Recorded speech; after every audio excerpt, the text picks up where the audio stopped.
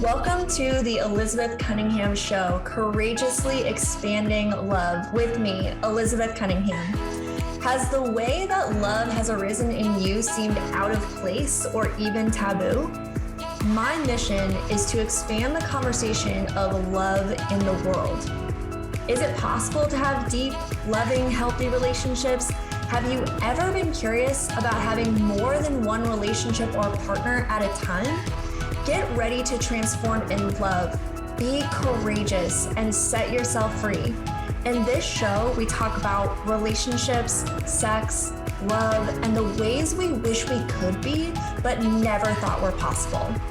I shed light on things that are not always talked about with conversations about expanding love. The Elizabeth Cunningham Show starts now.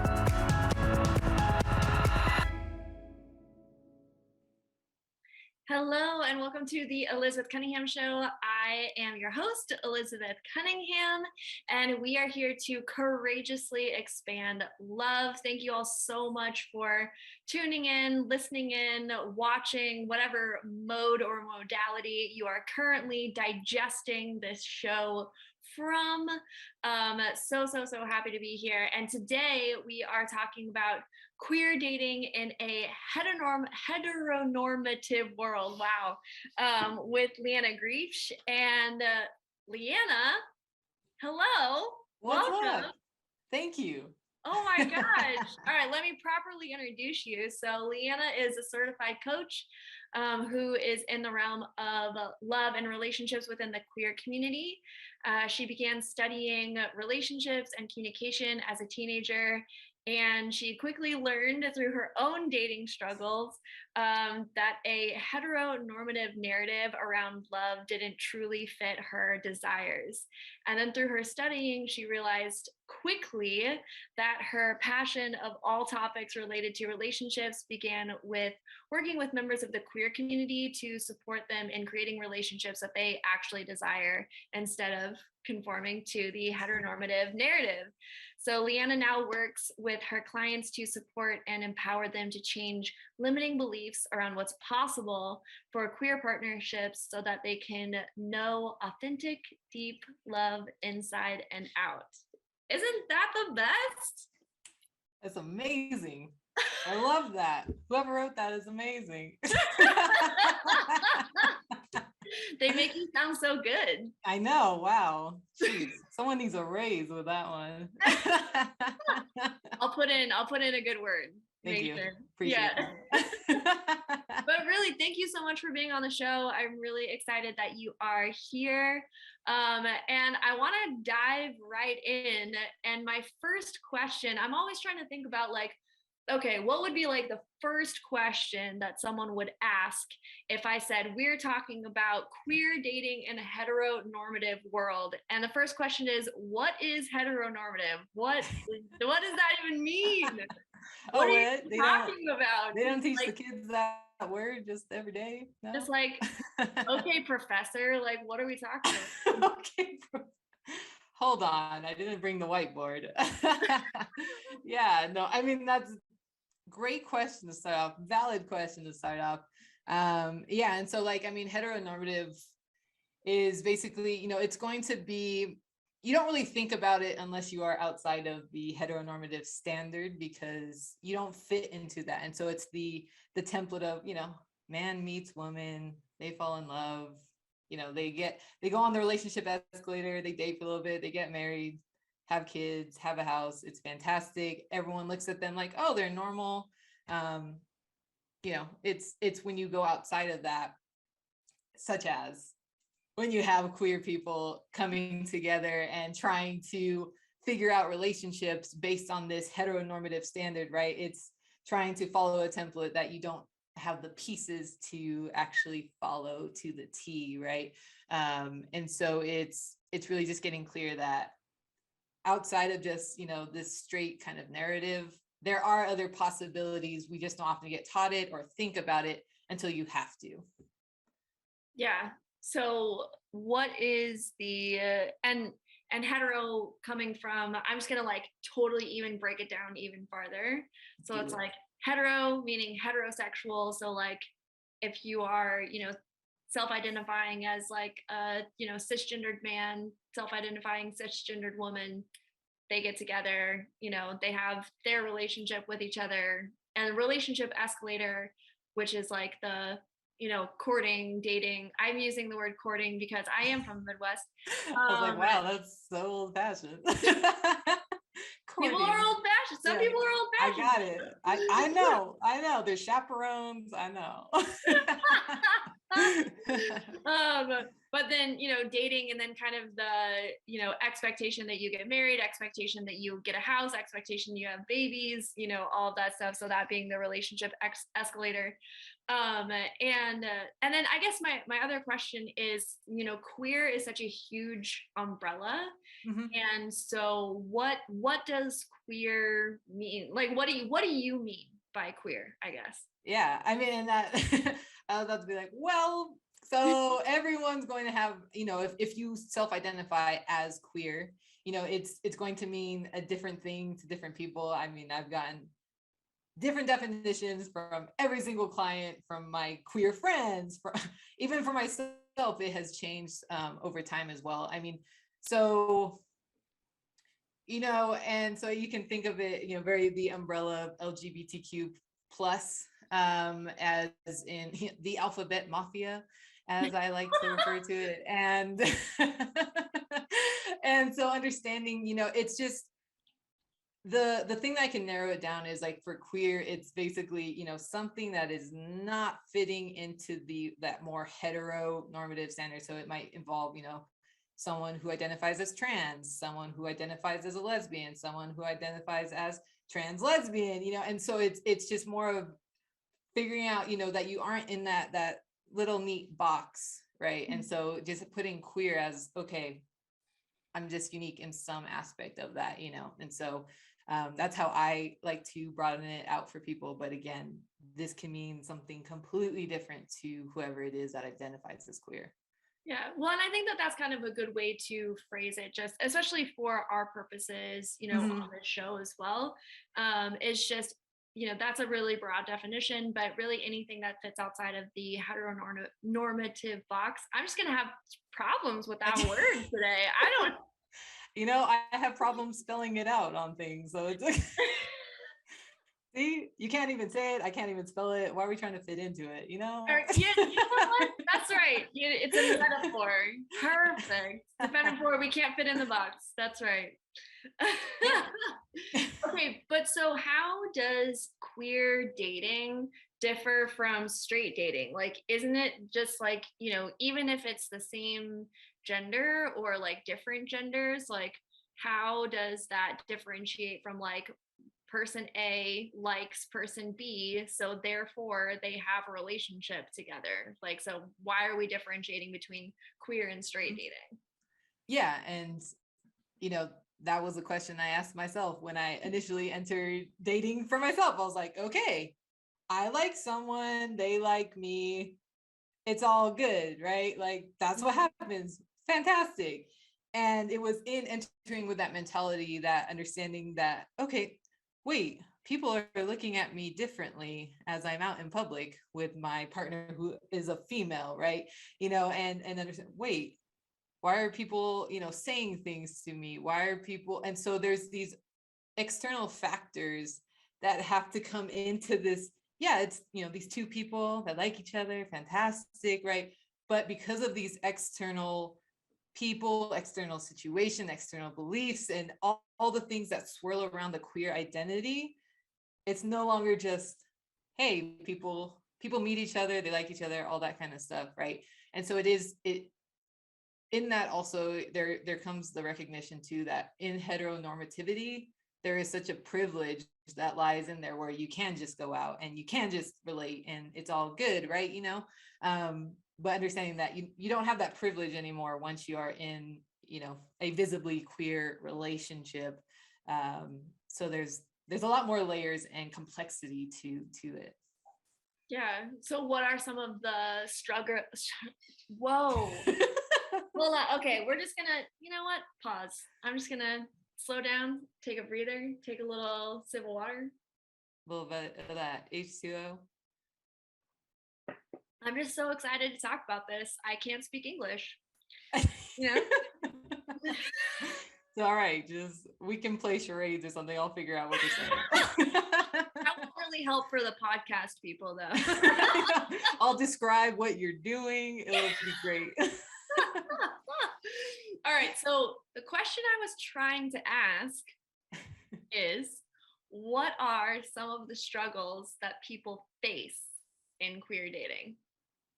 Yeah. So the number one thing that comes up to mind for me specifically is the reason why I got into this specific field of coaching in general, is the lack of role models and the lack of support, specifically around queer relationships, queer dating, right?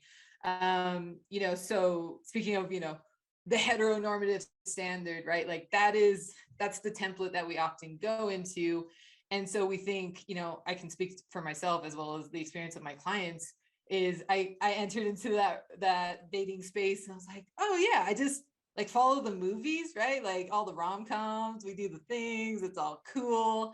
And understanding that didn't portray any of the queer identity, right? That didn't portray the queer story, that didn't portray queer struggles in that dating space. And so I always think of it as like, oh, it is the Wild West out here. I didn't get any role models. I didn't get any support of like, this is how you date queer. This is how you relate queer, and like you can even think, I was listening to a podcast earlier all about relationships in general. And they were speaking to it. And then they go, well, and we just want to clarify, this is strictly for, we're only speaking heteronormatively, like even they're recognizing that. So you could be listening to something and you're like, oh my God, this is great. And then they're like, well, it's hetero. And so then you start questioning yourself of, wait, so this doesn't apply to me, or does it? Or, and so it's feeling, you already feel isolated oftentimes in your identity as a queer person. And then you go into the dating space and you feel even more isolated because you don't have any sort of guidance, you don't have any sort of support in that. And so you just either try to follow the heteronormative template, and or you follow all the stereotypes that you're like, well, I guess that's what it means to be queer, right? And so you don't really get the true support of moving forward in the way that you desire. So like that would be number one. And I mean, I guess that kind of relates into it. The other thing is like, they're trying to fit into the heteronormative box. And like I said, you can't fit into it if there's like no spot for you, right? And so round hole, square peg, that kind of deal.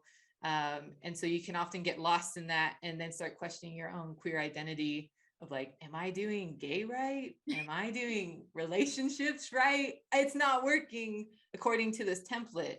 And, that's where you start doubting yourself even more, understanding you still don't have the support. And so it's like this cycle of I am isolated.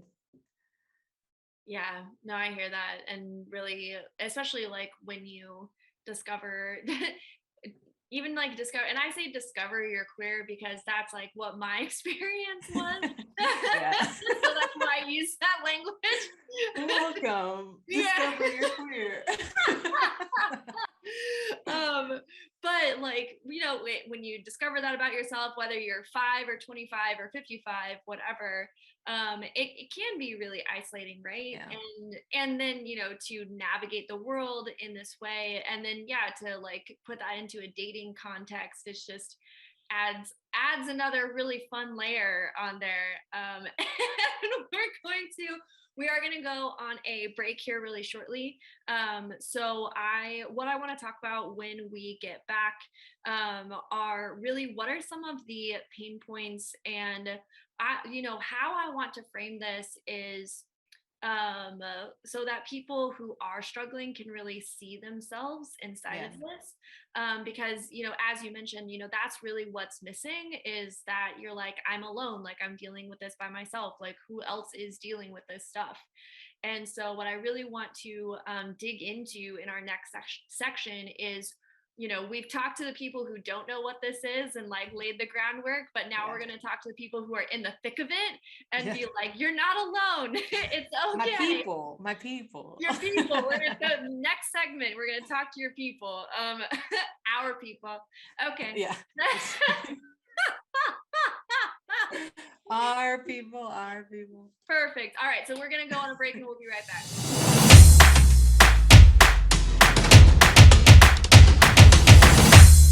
Welcome back to the Elizabeth Cunningham Show, Courageously Expanding Love. And we are here for segment 2 with Liana Griebsch talking about queer dating. Yes. And we spent the first segment really laying out, for people who aren't in this space, for people who do fall into the heterosexual category, just like, what are we even talking about? We laid it out. And now we're going to talk to the people who are queer and who are in the queer dating space, and talk a little bit more about, what you may be experiencing, what struggles that you may be going through, and like what, one of the things that we mentioned in the first segment is that there's this kind of isolated feeling of just like, I'm the only one dealing with this, or I'm doing it wrong, like everyone else knows and I don't. I know that that's always the category that I fall in. Whenever I feel like I'm doing something alone, I'm like, I'm doing it wrong. Clearly, and everyone else. Everyone else knows, and I don't know. So what are some of the things that people struggle with in queer dating? So oftentimes the very first thing that comes up is going to be the queer scarcity mindset when it comes to, especially if you are in the dating space itself, or if you are currently partnered as well, this will still come into play of, well, there's not a lot of us, like we are this rare species, this rare breed. So there's not a lot of options, which means there's even less good options. And so you enter into the space of like, look, I just need to find someone nice, right? Like, okay, they're queer, they're nice. That's literally what I was looking for. Those were my 2 criteria as I entered to the dating space. I was like, as long as they're nice and they're also gay, fantastic. Like, I think that's what works, right? Gay plus gay equals fantastic rainbows. Here we go. And so, like you enter into that, and that can also keep you in a partnership of like, maybe it's not what you want, it's not working, and that. But then you go, well, but if I break up with them, I have to go back into the dating space. And it was already pretty slim when I was there before. Like, there's going to be a few droplets in that pond now. I don't want to go there. And so you start getting into this settling mentality, right? Scarcity is going to lead to that settling mentality. And so if you're dating or if you're in a partnership and going, well, they're good enough, right? Like, they're cool. We don't fight too much. Like, it's okay. Like, it's all gravy. And so you just start to settle in and go, well, and this is the phrase that I always hear from clients as well as my friends in the space of, I should just be grateful. I should just be grateful that I have, a partner who's nice to me. I should be grateful for that. And why am I trying to seek anything aside from that? And so putting yourself into this box of the false gratitude and the scarcity, and kind of just putting yourself into a corner and feeling stuck there. Yeah. And that hurts my whole heart. Yeah. When I hear people say that, because it's like, on the one hand, it's true, because it's, you do want to be grateful for the people in your life, not saying you shouldn't be grateful. Yeah. But it's also, it does come from that scarcity mindset. It's like, who wants to be the one who's like, oh, they're just grateful that I'm here? Yeah. Who wants to be that partner? Who wants to be on the receiving end of that kind of gratitude? Yeah. It's like, oh, I'm just grateful that they exist and that they're here and that I don't have to date anyone else. Exactly. Right? Like this is the person that's saving me from going back into the dating space. Right. Like ah, yeah, like what am I complaining about, right? And so you start getting in your head of, well, it's all good. It's okay, and that starts to, dim that voice of, but there is more possible. There is more that I want, but you Mhm. start turning the volume down on that so that you can just say, okay, it's okay. I have a partner, or, I'm dating Right. someone good, whatever. Yeah, and we can justify anything, you know. Oh yeah. Yeah, humans are amazing at justifying anything. Anything. Yep. Extreme example, like humans justify murder all the time. Hmm. Like, well, I had to because of this, or this, da da da, or they had to do it, or da da da. Like, we literally are justifying machines.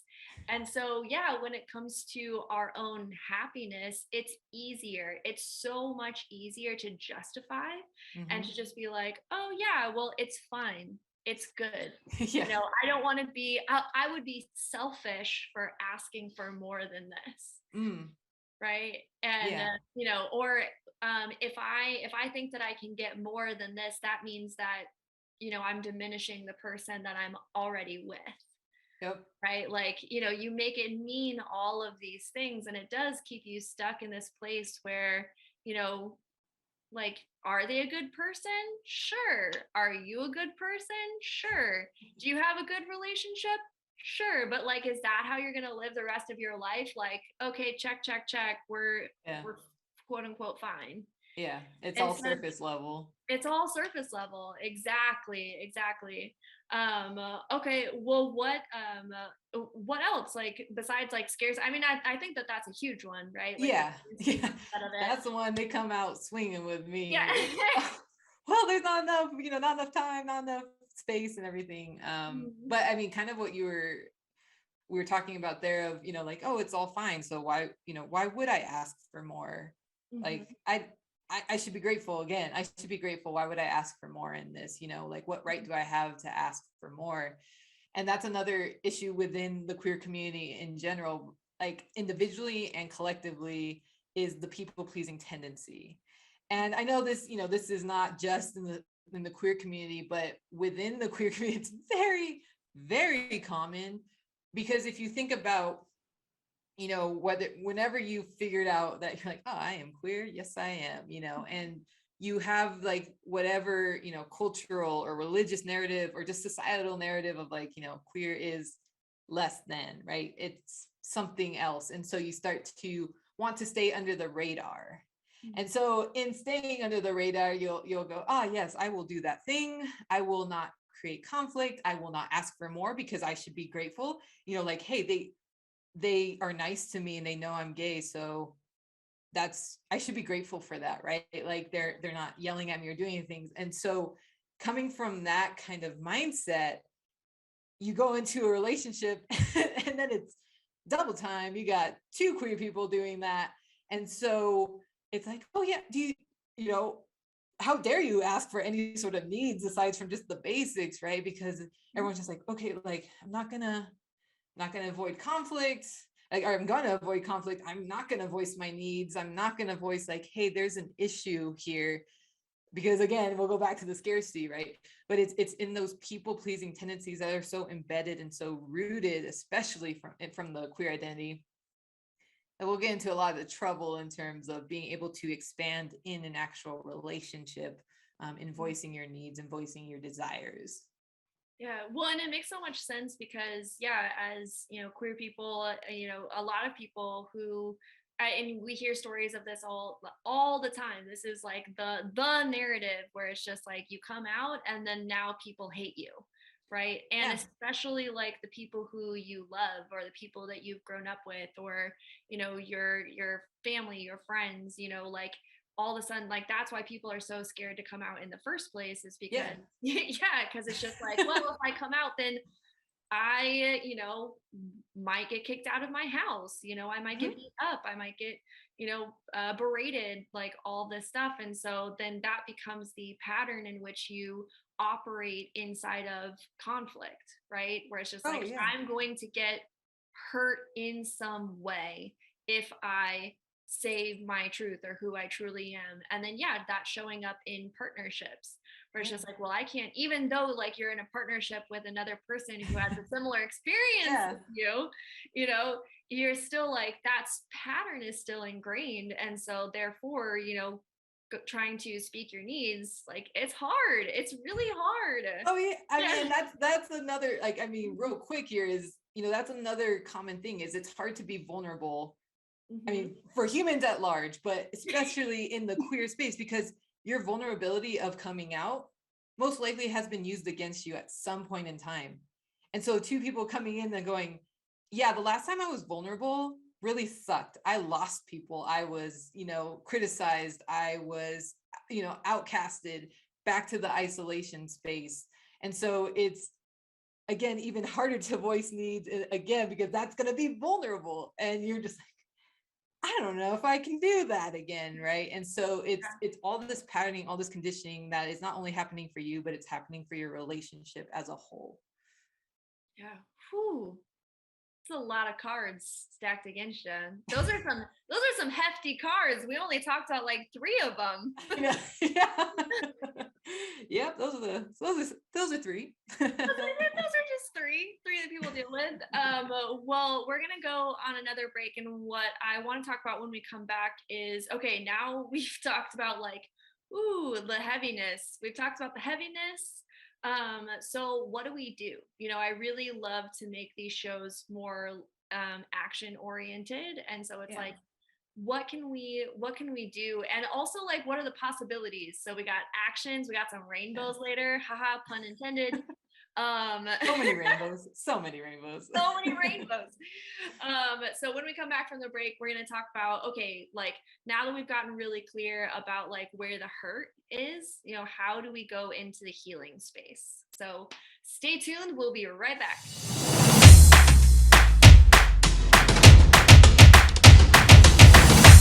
Welcome back to the Elizabeth Cunningham Show. We are here with Liana Griebsch talking about queer dating in a heteronormative world. And we have gotten through so much on the show already. And, we talked a lot about like the hurt, like the pain points, like what people are really dealing with in the last section. And I want to talk a little bit more into like healing. Okay, like are we doomed? Yeah. Are all us Yeah, are let's all not us stop queer there. folks doomed forever, Liana? Help us. Like, well, everyone, here's the news. Oh man, all the healing is completely possible. And I mean, that's what I love about my work, is really being able to, take all the pain points, take all the limiting beliefs, take all the things we're walking into relationships with as queer people, and dismantling what does not serve us, right? Going, that is not for me. I will toss that to the side. I will make space for what is actually mine, right? It's because it's your container is so jam-packed with everything that you've been told, whether directly or indirectly, about what it means to be queer, what it means to be in a queer relationship. We're going to take those out bit by bit, not trying to get overwhelmed, right? And that's when you'll start to actually feel like, oh my gosh, there is room here. There is room for me not only to grow, there's room for me to actually think of what's possible for me, think of what I actually desire, not what I've been told to desire or told to be grateful for, right? And so it's the first step is understanding that it is completely possible to do that, right? You don't have to take that really tightly packed box, put it into the corner and just be like, well, that's just always going to be there. No, like you can take that and we can go through it. We can look at it. We can analyze it all from that scientist perspective, right? We're not going to go blaming and shaming or any of that nature, right? Which is very common in the queer space. But we're going to look at it and go, that idea that, queer relationships are all sex-based, is that true for you? Who knows? Let's look at it. Let's get curious about it. And we can take pieces of it, or we can take the whole thing and toss it, whatever it may be, right? And so it's really understanding that it is totally possible. So like just first, that is always my first thing with clients is going, it's totally possible. I know it from my own personal perspective. I know it from the clients I work with. I know it from my own friends in the queer community. I've seen it. I've felt it. I know it. And so really just conveying that to clients and to whoever I'm interacting with. And then once I have them on board, we sail away and actually look at, okay, what do you desire? What do you want? You know, if you came into this queer identity with nothing external around you, no things slinging at you, what would you actually desire? What feels good? And understanding that like that is going to take time to navigate through. It's going to take trial and error, and that's okay. Right. And so understanding that It's you almost continue even like what it's about too. yeah. It's about the discovery of it. Yeah, you know, it comes back to like that people pleasing tendency, right? Like, oh, the perfectionism, like I must be okay the whole time. And it's like, no, it's what? You know, like this is exploration. This is for you to get curious, to like, do I like that? No, I don't. Do I like that? Oh yeah, I do. Yeah, whatever it may be, right? And so just being able and you know, if you are engaged with a partner, understanding like they are that I always try to think of it like, yeah, they're your partner. Like think of it as like we're in an experiment. We're looking like, oh, what do you have written down? Oh, you have that. Let's add in that variable, right? And so like just getting like really playful about it of just like we're learning, we're creating. And so when I was mentioning like the Wild West mentality earlier, this is where I like to say like, yes, we're in the Wild West, which means we can get so fun and creative, right? As opposed to like, there's nothing here. We can take and be like, oh, because there's nothing here, there's everything here, right? And so just really embracing that and feeling empowered in that. And then we'll go into each little limiting belief that people may have. What's the importance of going through limiting beliefs, going through rather? Yeah. And so, I mean, how I work with clients is really like, okay, basically like getting down all the things that swirl around your head about what a relationship is supposed to look like, how you're supposed to show up in a relationship, how your partner is supposed to show up in a relationship, and all those kinds of factors of whatever is coming into play. We get that all clear. We get that out and we go, ah. What are some of the limiting beliefs that people usually have? Yeah, I mean, so like one of them that I mentioned earlier was that, you know, it's all about sex, right? Anytime you say queer identity, like, oh, I'm queer, everyone instantly goes to, oh my God, she has sex with women. What? You know, and so it's often, you know, that's a big one for clients is like, you know, if the sex is okay, then we're okay, right? You know, like it's all good. If the sex isn't okay, then we're not okay. And it's basically like they put all their eggs in the one basket.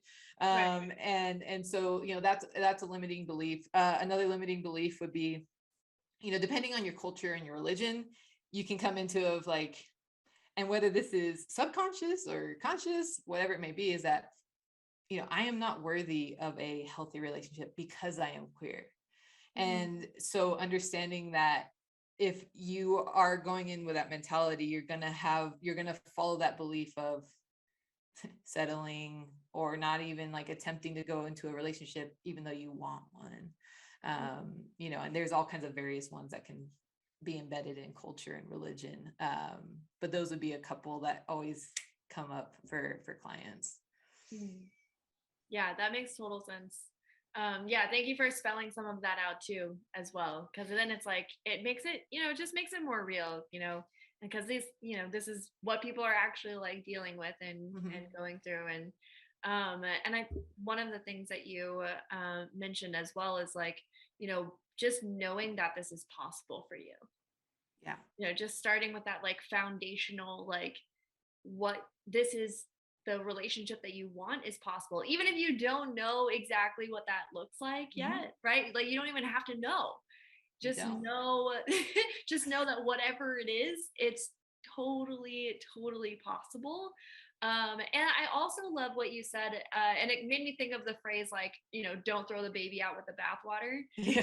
'Cause it's Yeah. like, it's not that every single thing that you've been taught is like bad, Yeah. or doesn't fit. Like, it's just that, are you applying it in a way that actually works for you?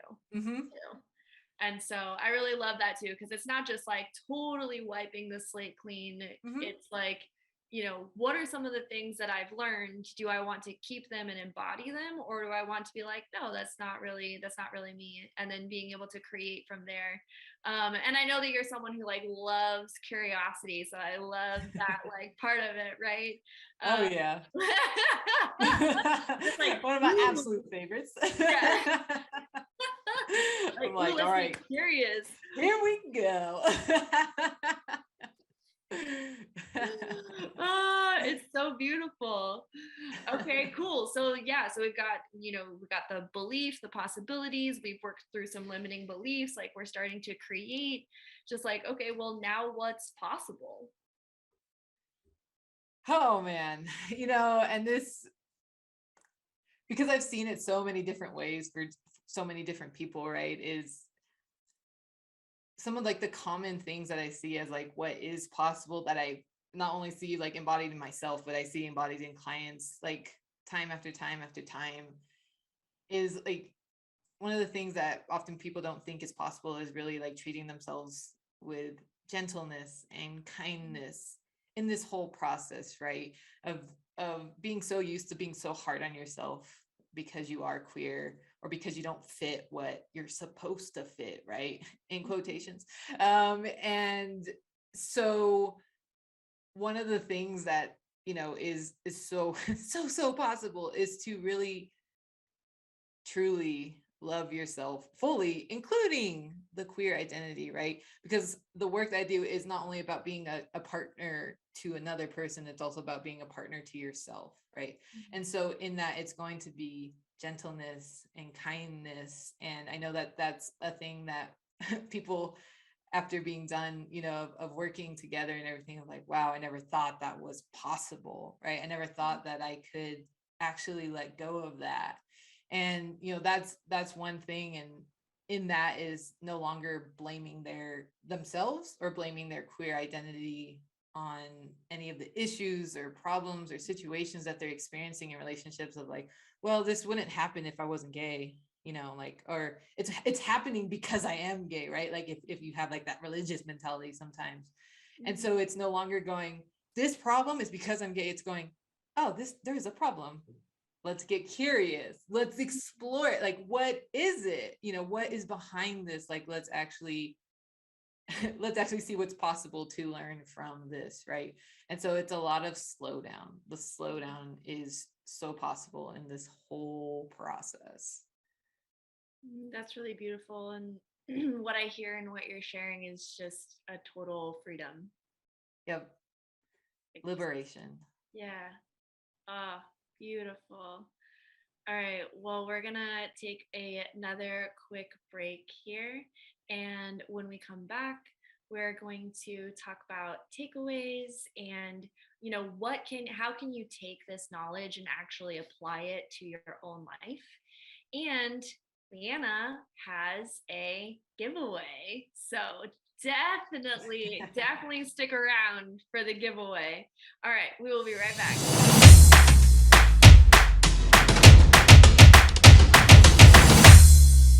Welcome back to our last segment of the Elizabeth Cunningham Show today. If you are just tuning in, this is Liana Griebsch, and we are talking about queer dating in a heteronormative world. And if you are just tuning in, definitely listen to the recording of this when it comes out. There's been so much beauty in this episode and what you have shared. So thank you, Leanna, so Oh much for man, like coming on thank and you. sharing. Oh, of course. Thank you. Yeah, yeah, appreciate you.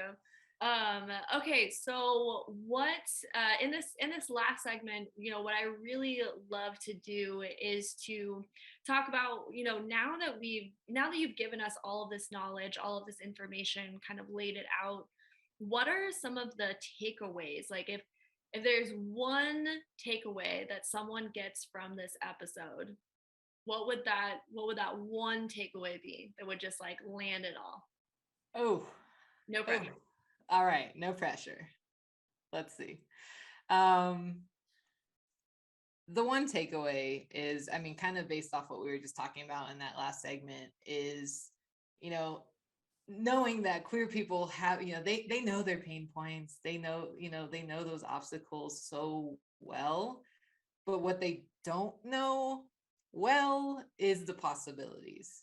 And so understanding that you holding on to those things so tightly just because they've always been there, it's okay to let go of that. And I know that can feel scary, I know that can feel intimidating, but also in that release, you're freeing up that space, right? And so taking away that there is so much possible, there is so much to create and so much to grow within, and just like really, I keep saying it, I will keep saying it, especially if you follow me, I keep saying it, but really just continuing to say it, and then begin telling yourself the same exact thing, and just really feeling that in yourself, that there's so much more if you're willing to really seek that out, create the space for it. Beautiful. All right, I'm gonna have a curveball question for you. Go All right. What does love mean to you? Oh man.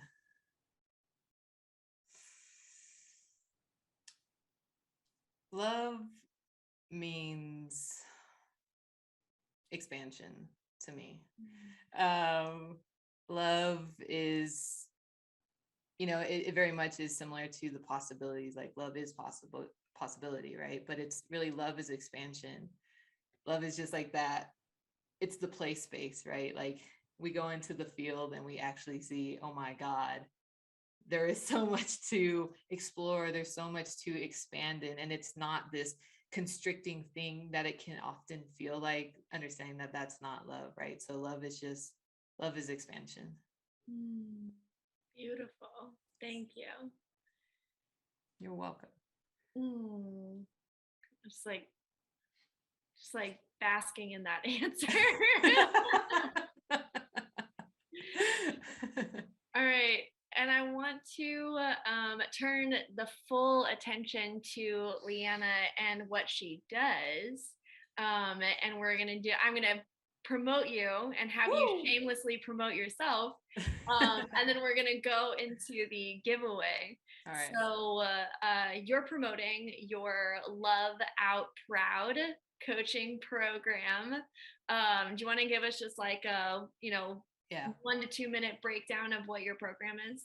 Yeah, for sure. So Love Out Proud is my it's a 12-week coaching program, one-on-one, where we kind of dissect and explore all the limiting beliefs that you hold, as a queer person, and wanting to enter into relationships, or you're currently in a relationship.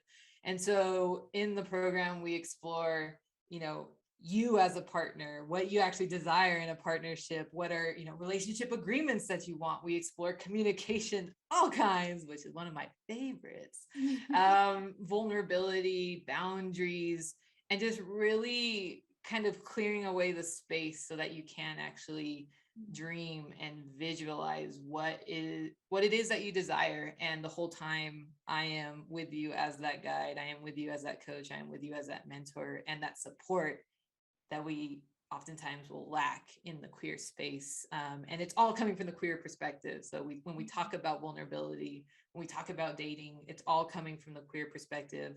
And so just understanding that I know that space personally, and so that's just the way that I am going to show up in those sessions and everything. So that is my Love Out Proud coaching program in a nutshell. Beautiful. Thank you. Yeah, anybody who gets to work with you is very privileged, because you are an excellent guide, excellent coach, excellent mentor. So I hope that the people listening who really want to work with you reach out to you. And that leads to your giveaway. Woo! Share with us your giveaway. What are you giving away? Yeah, so because, you know, as we've talked about, you know, possibilities is such a key thing here. I am giving away one visioning session. So it's a 60-minute session. And the way I do visioning is it's like a 3-parter. We do breath work together, we do coaching together, and then we do an actual like visualization practice together. And that's just to kind of start tapping into that creativity that we often are afraid to enter. And so I am there as support. And so you can DM me on Instagram and everything, and I will set up a call, 60-minute call, and you can at least explore what it is that is, you know, that you desire and what is possible. All right, beautiful. Yes, and all of Liana's contact information is in the show notes in this as well. And so, like she said, you know, reach out to her on Instagram, DM on Instagram at Liana Griebsch, which is Liana. I'm totally gonna spell your whole name. Griebsch. Woo! Nailed it. Man, I needed you in kindergarten when I was trying to learn how to spell my name.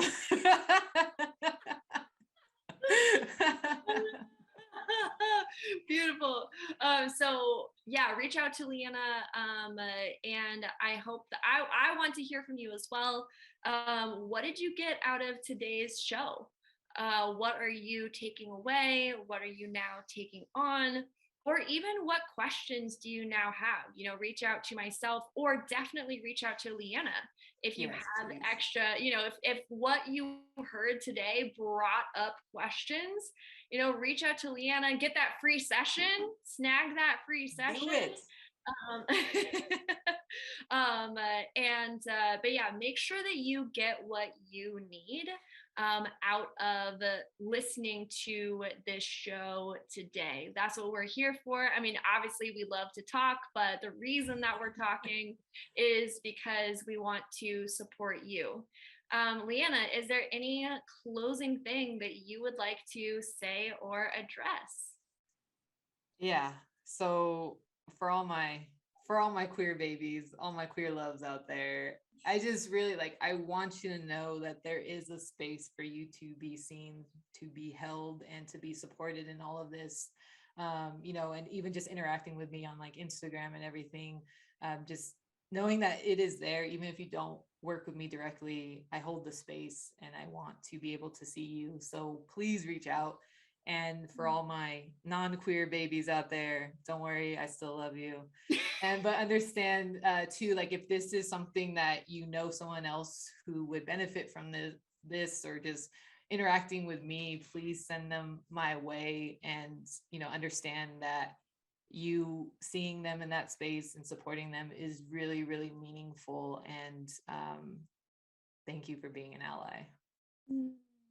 All right. Thank you so much, Liana. I appreciate you coming on. I appreciate your presence, your knowledge, your expertise, and everything that you brought forward today. I think this has been an incredibly valuable, I almost call it a session show. Feel like wait, who's coaching who? Yeah. But you know, thank you so much for being here. I appreciate you so very much. And yeah, make sure that you reach out to Liana if that is what you feel called to do. Thank you so much for listening in or watching into the Elizabeth Cunningham Show, Courageously Expanding in Love. And we have a new episode live every Tuesday, 3 p.m. Pacific time. Make sure that you go to the Transformation Network Facebook page and you can watch it live. Or if you watch the show later, you can catch us on YouTube or pretty much any podcast channel at all. Just go ahead and Google the Elizabeth Cunningham Show and you will be able to find it on whatever platform you would like to listen or watch. All right. Thank you all so much. Appreciate you. Keep loving. You have been listening to the Elizabeth Cunningham Show, Courageously Expanding Love with me, Elizabeth Cunningham. Tune in live every Tuesday at 3 p.m. Pacific Standard Time on transformationtalkradio.com, where we shed light on relationships, sex, love, and the ways we wish we could be, but never thought were possible. Learn to love yourself and create the relationships you want. Connect with me at ElizabethAnnCunningham.com. That's ElizabethAnnCunningham.com.